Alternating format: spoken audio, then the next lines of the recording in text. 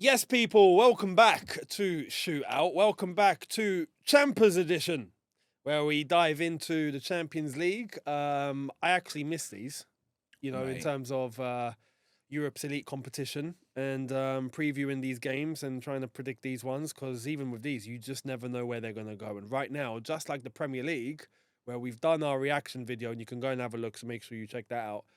This one is almost just as unpredictable and tight. George, how are you feeling in regards to this Champions League match week? The fact that Chelsea have got a game that we should technically win fills me with nothing but trepidation, I won't lie. But I do want to, lighten the mood at the start here with a question for you and the chat right now. Okay. Now, SofaScore is a website that a lot of people use. Again, not sponsored. But in terms of the player of the season in the Champions League, can you guess who the highest rated player in this season's Champions League is? So this is based on ratings on SofaScore. Right? Yeah, player ratings. And I have to be honest, I want to put a disclaimer out there because, like I've said, we're not sponsored. When it comes to ratings on there, I think they can sometimes be completely outrageous. So I do want to mention that. Well, sometimes some just don't make any sense. Some are really accurate. Yeah. Um, Okay, I'll tell you third and second. Third Okay. is Osimhen. Second is Mbappe. You're okay. I know for a fact you're not going to guess it. Shall I just say? no, I want to guess this. You want to guess? I like the challenge. Okay. I'm gonna say, all right, give me a hint. What league do they play in? Okay, so the highest rated player in the Champions League so far this season plays in the lowest ranked Champions League team this season. Satpayev. No. Oh. I'm telling you now, we're going to be here all day and we've actually got a time limit on the rest of the show. So the top rated player is the Kairat Almaty goalkeeper. Temirlan Anarbekov has got an 8.9 rating. And I've gone on his profile, mate. I'm surprised that Chelsea aren't trying to sign the geezer. He's only 22. He looks like he could be 55. But this guy, man, is got to be one of the best goalies in the world. I'm looking at these ratings. He's outstanding. Absolutely outstanding. But yeah, just it's a weird season all in all, isn't it? The Premier League, no one wants to win it. The Champions League, you've got the highest rated player being the worst team, it's goalkeeper. It's Mate. mental. But Kairat Almaty are bottom. Yeah, I know. They've got a point. They've conceded 15. Do you know why they got a point? Because the goalie was unreal, mate. That's how they got a point. Mental stuff. This is what I mean. You prefer not to speak. If I speak, I'm in big trouble. Yeah, I totally agree with you. Speaking of big trouble, Man City going to Bodo Glimt of Norway in January. There could be frostbite occurring here. We could have a serious outbreak. Chelsea have had the flu. I wouldn't be surprised if Man City are suffering with frostbite come the weekend. Bodo Glimt at the moment currently sit in 32nd, and they've not won a game yet. So, I mean, Man City have the opportunity here. If I'm not mistaken, there's 8 games to be played by each team, correct? Correct. So we're on the precipice now of who's going to make top 8 and who isn't. If Man City win this, surely, because there's going to be teams below them that I reckon will slip. It's not everyone that's going to win their game, unless if that's the case and it goes to the final day. They got Galatasaray at home on the last round, which is not easy. Osimhen. Yeah, big victor. Crazy things have happened. Nah, I think Man Yeah. City should do it. They should, but they need to respond after what we saw them do at Old Trafford, to be honest. So I expect a win out of them. Surely. I'm going 1-0. 1-0? Yeah, 1-0 Man City. I think it'd be tough. Like it's going to be horrifying conditions. Freezing. I'm going 2-0. 2-0. Okay. We move. Inter Milan, Arsenal. This is a Galactico fixture, really, isn't it? But, I mean, I say that. Arsenal, they're already through. Top 8. Easy. They've won every game. They've won every match. They've conceded 1 goal. And Inter Milan are kind of looking over their shoulders. And from a Chelsea perspective, we kind of need Arsenal to win this. Weirdly enough. But Arsenal here have the full luxury, even being 3 points ahead with a superior goal difference, to just rest the hell out of everyone if they really want. But would they want to? But I don't think, no. So I don't think they're going to do that, but there will be rotation. Yeah. To any players that they feel like need to be rested or managed, I feel like they'll do that. But I think just for continuity, just for rhythm and consistency, sometimes this gets underlooked or undermined. you do want continuity. You don't want to just break the momentum and the rhythm. And I think because of that, they'll play a semi-decent team and, expect maybe them to get a result. I think Arsenal, this to me could either be 0-0 or Arsenal will thump them. I think Arsenal have got the quality to do it. And I feel like at this point of the season, right, when you're Arsenal and you're in all 4 competitions, and in every one of those competitions, you are very comfortable. Like, you win the Carabao Cup semi-final first leg away, Chelsea at home in the next round. Arsenal are going to win that, I'm sure. Champions League, you're 3 points clear. Premier League, you're 7 points clear. Is that a good thing for a team that don't know how to get over the line or who have not been able to get over the line in anything under Arteta? In this situation, yes, because they've got the squad. Because they have the squad. They have the squad. I think that's fair. You're looking at we mentioned this in the reaction video for the Premier League. The options that they can turn to on the bench is as Stu Banksini would say, stupendous, right? And you would love that all day long. But that's what's going to allow them to compete on all those fronts at the same time whilst being in the title race. I wouldn't have it any other way. Yeah, I'd love to have that luxury and go, multiple fronts and actually be in contention for winning silverware properly. I love how I've just said that out of pure copium. Like, what other reason could I come up with something so stupid? Of course you want to be 7 points clear, mate. Like, no brainer. I mean, yeah, they're in a fantastic position right now. This is why, I appreciate their anger towards the end of the last game where they drew 0-0. Because you want more. Do you know what I mean? Yeah. But right now, Champions League, great position. League Cup, great position. Yeah, they're onto something here for sure. And I reckon in this game there will be rotation, but that rotation will be the depth that they have on the bench that's going to be giving them quality anyway. Yeah. Martinelli, for example, will start. Do you know what I mean? Yeah. I'm thinking what I'm going to say for the score here. I'll let you go first. We're obviously not strict in this one, but I'm bouncing things between my head here. It's in Milan. It is. And Inter will definitely want they're forced to go out for a win here and push because they're in 6th. Which, to be honest, I think will help Arsenal. You reckon? Yeah, if Inter had to just sit back and defend and make life difficult, I think Arsenal might end up struggling because Inter can defend really well, but Inter would have to push up. I think they'll leave space. I think Arsenal will win. I'm going 3-1 Arsenal. I'm going to go 2-0. Inter Milan? Arsenal. Okay. No, I was... Honestly, I think this could be anything. I think Inter Milan, they were beaten at home to Liverpool. They were quite poor in that game, to be honest. I think they've lost the last 2 in the Champions League. And again, purely out of Chelsea copium, I don't want a playoff. I think we'll lose in a playoff. I don't trust us right now. So I'm saying I want an Arsenal win. Crazy. Can't believe it. Sorry. Just to give us a chance to get back into the top 8. Absolutely. Yeah. Let's move into Tottenham because this game is, I feel like, again, and I'm not ever going to put myself in the shoes of a Tottenham fan because, I mean, the shoes wouldn't fit ever, no matter what context I put it in. But do they want to win this or they just want Thomas Frank gone? Because if you win this, you can't sack Thomas Frank after beating Dortmund. And if Tottenham win this, they'll probably move into the top 10. Well, they'll go ahead of Dortmund, who they're level with. It's 10th away at 11th. Same amount of points. They're both on 11. This is huge, this game. This is massive. Tottenham will get destroyed. No. You reckon? Next. Seriously? I'm kidding. You know what's mad? You look on paper and you think, they're going to get killed. I want to watch this game. Or Thomas Frank is under so much pressure now that there's friction in the team and that they're gonna flop or there's gonna be you know what happens when the manager's under pressure and the team just folds. You probably expect that right now. With Tottenham though, it's weird. I actually think they're gonna put a performance in this one. Yeah, I do as well. And look, we might end up really wrong, but they've done it before this season. You look at them, even in the Champions League, you look at them and go, are they going to get battered here? They don't. But then they go to the league and you go, okay, they'll win that. Destroyed.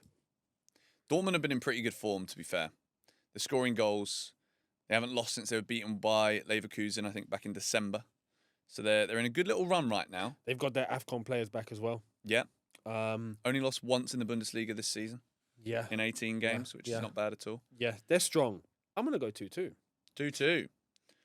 I'm inclined to agree with you, but I've got a feeling Tottenham are going to win 3-2. Do you reckon? I've just got this feeling they're going to show up. I mean, show up and get a 2-2 draw is actually not a bad result, really, considering what's going on at the club right now. And I don't know what to think about that, really, because again, for Spurs, what can they do next? Because, like, for example, Glasner looks like he's given up at Palace, and he's also kind of given up in presses too. Do you reckon Tottenham could get Glasner? No. Or would that even be a good idea? I'll be honest. I think Glasner might have an eye on United, and I think United might have an eye on him. I think you're right. Is that the right move for him? I've already said I don't think so, but I don't think Tottenham will be able to attempt to go near Glasner. So what could they actually do then, feasibly, if they Poch. sack? Yeah, Poch is the guy for him. It's gonna be. I reckon it will be the return of Poch. Technically, Tottenham have never recovered since letting Poch go, and you know what's the bad thing here? You're right. And this is a topic for a video, I reckon. I think because it's been a little while now since they last had Poch. Poch coming back doesn't necessarily mean he's the answer either. We need to do another video because football's moved on a little bit since he was last here. So do you know what? Tomorrow's vid, once we've done the Premier League predictions now, let's film where are these managers going to be? Yeah, What's we the right got to have a thing? big manager video because it's looking like there's a massive merry-go-round that's about to happen. So Okay, that's coming your way tomorrow, guys. Chelsea Pafos next. Please win. You got to beat Pafos, man. If we don't beat a Cypriot team in the Champions League, we might as well end it here. surely we win. We've got to win. Surely. And let me just say one thing as well about Pafos. First of all, David Luiz is coming back. Big up David Luiz. Big up David Luiz. Second of all, they are still very much in with a shout here of getting a playoff place. Pafos have been very good by all accounts. They've only lost 2 out of their first 6 games, which I think is excellent. Yep. They don't concede many goals. They've only conceded 9 in 6 games, which, considering this is the Champions League, like, this is a pretty good showing from a team that was relatively unknown on the European stage. And they've got a chance. And I think Chelsea, based off of what we saw against Brentford, we got lucky. We're going to have to turn it up. We're going to have to turn it up here. Like, this is the Champions League. We cannot go into this with any kind of, it's Pafos. Do you know what I mean? Yeah, I agree. We've really got to perform. I agree. And I think, realistically, surely we pick up a win against Pafos. I mean, I don't want to undermine Pafos. We said this here. against Karabakh. Just saying. That was horrible, wasn't it? We did. This is at the Bridge as well. Surely. Do you know what I mean? Yeah. But you never know. And you're right. Pafos have something big to play for here because they are literally 1 point away from a playoff spot. And they will fight for getting that playoff spot. They need to pick up 3 points from somewhere. If they do that, they'll make a playoff. Yeah. So, yeah, it's going to be an interesting dynamic because we still don't really know what Chelsea are going to be like on the day. We don't know how much Pafos are going to be properly up for this and what they're going to give because we don't really know them well. Big up David Luiz, like I said. Yeah. It's David Luiz. And, looking forward to seeing him again. That's about it. Yeah. I mean, there's a lot of games around the bottom. So, for example, Napoli play Copenhagen, which is 23rd against 24th. Copenhagen have won the last 2. So they're on 7 points. They're neck and neck in those positions right now. So if that's a draw, Pafos could look at this game and be like, if we win, we're actually going to finish in the playoff, which would be beyond an achievement. Like, it really, really would. You're looking down the bottom there. The fact that Kairat Almaty from Kazakhstan even have a point, I think, is an achievement for them. So there's a lot going on here, but I think Chelsea have got to win. No, big time. For Pafos, by the way, there's also Benfica just above them who have to go to Juve. That's difficult. And that's a chance for Pafos to look and go, you know what? We can utilise that. I think Mourinho will get a win there for Benfica. I know it's a bit of a mess there at the moment, but I think Benfica will shock Juventus and win 1-0.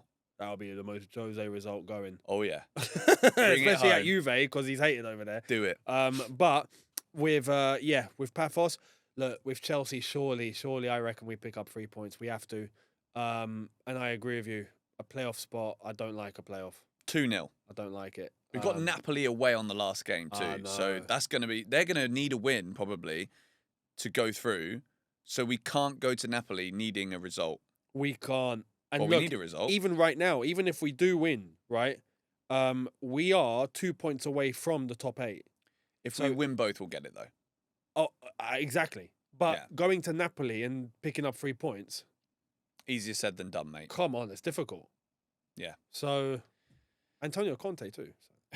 Scott McTominay, mate. That's what I'm And concerned McTominay, about. yeah. I'm saying 2-0 Chelsea. For Pafos, I reckon we're going to have some severe rotation.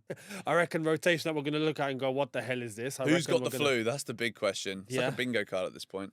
But I do reckon, I'm not expecting a blockbuster performance again, I'll be honest. I reckon we do win. You're going 2-0. I'm going, I want to say, I'll go 2-0 as well. I was going to say 3, but now I'll go 2. It's bold. Newcastle PSV. What Newcastle's going to show up? Because Newcastle also are in a position where if they win their last 2, they'll probably also get top 8, potentially. Newcastle, in their last game, they play... I'm just looking ahead. They go PSG away. So Newcastle have to win this, really. Oh, yes, they have to. And PSV have been a very exciting team this season to watch in this competition. They've had some very high-scoring matches. 26 goals have been involved in their 6 games, which is a lot. It's one of the highest in the competition. And Newcastle, they seem to turn it on in the Champions League, and I would expect them to do so again here. Because for Newcastle right now, their inconsistency should be so frustrating because no one's been good in the Premier League. We know all of that. And they're 8th there. Poor result against Wolves. And in the Champions League, they've done okay. They've had some really tricky matches as well, with another tricky one to come. I think this is going to be a really entertaining game. I think Newcastle will win it 3-2. Oh, okay. Yeah. I reckon a bit more of a comfortable evening for Newcastle. I'll be honest. Yeah. I think, I agree. I think in the Champions League, especially at home, they just switch it on. All of a sudden, they look like a serious team. PSV, I feel like, are very beatable.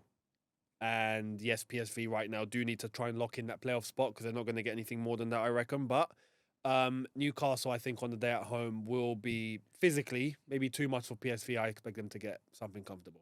I'm going with them. I reckon 3-1. 3-1. Yeah. Good nights for the Geordies. And the final game, this is a tricky one. It's also a 6-pointer. Marseille, Liverpool. That's a proper game of football, that. And Marseille right now... In Marseille as well, at the Velodrome. Yes. Oh. 16th in the table. 3 wins, 3 losses. It's a bit of everything. They don't do draws. They don't do... Neither do Liverpool, mate. Liverpool haven't drawn a game in the Champions League either. Yep. So this is either going one way or the other, isn't it? Proper Michael Owen level analysis there. But Liverpool in the league, they are Draw FC. Drawn 4 in a row in the Premier League. And we've obviously not had Champions League for over a month now. So this game, I don't even know where to start really for this, because what team is going to show up here for Liverpool? Because like it's a weird one, isn't it? And the whole month that we've had away from this studio, so many things have happened. But for Liverpool, Florian Wirtz has arrived, but it's everything else is just still not clicking. And will this atmosphere at Marseille, and will Marseille be able to hurt them? Marseille are 3rd in the French league right now, 8 points off of Lyon, who are top, ahead of PSG. So I think, weirdly, I think it will be a draw. Yeah, for both teams, funnily enough, yeah. Look, Marseille are a lot better than I think people anticipate. And right now, in terms of how they've been, they beat Angers 5-2 away from home in the league. They beat Bayeux 9-0. 9-0 in the cup. They also did beat FBBP 6-0 in the cup before Who the that. bloody hell are they? I know they're playing petrol station teams at this rate. Like, I don't know. But even the Super Cup, they did take PSG to pens and lost. But still, 2-2 on that day. They are decent. They did beat Newcastle at home as well. Yep. I think with the way that Liverpool are moving right now and the way that they're playing under Slot, and we've spoken about the the uncertainty and a bit of the turmoil and how flat they look, you can't do that in Marseille. Because with the atmosphere, with what Marseille need to do, and with how well Marseille are clicking, I think it's a very hostile ground to go to when you're not at the best of your game. You will probably end up losing. I suspect Marseille are going to beat Liverpool. You reckon? What score? I'm going 2-1 Marseille as well. Just like they beat Newcastle, I'm going 2-1 Marseille. I'll say 2-1 to Liverpool, but I really don't know what's going to happen here. Part of me thinks it'll be 1-1. I think Liverpool will go there and get a really big result in the Champions League. And I think that's where Liverpool's best chance of anything is this season, is finding that Champions League form again. They're capable. It's like how they beat Frankfurt 5-0, if you remember, in that game. And then they went to the league and just flopped. Yeah, after that, it was capitulation station. But I think Marseille have so much more substance to them, especially at home right now at this stage, than Frankfurt do in the Bundesliga. I reckon Marseille will get the job done. All right, well, that's our predictions. Let us know yours in the comments down below. Tomorrow, there's obviously Champions League football, but we're going to deliver you a video where we talk about the managers. We'll see you all there.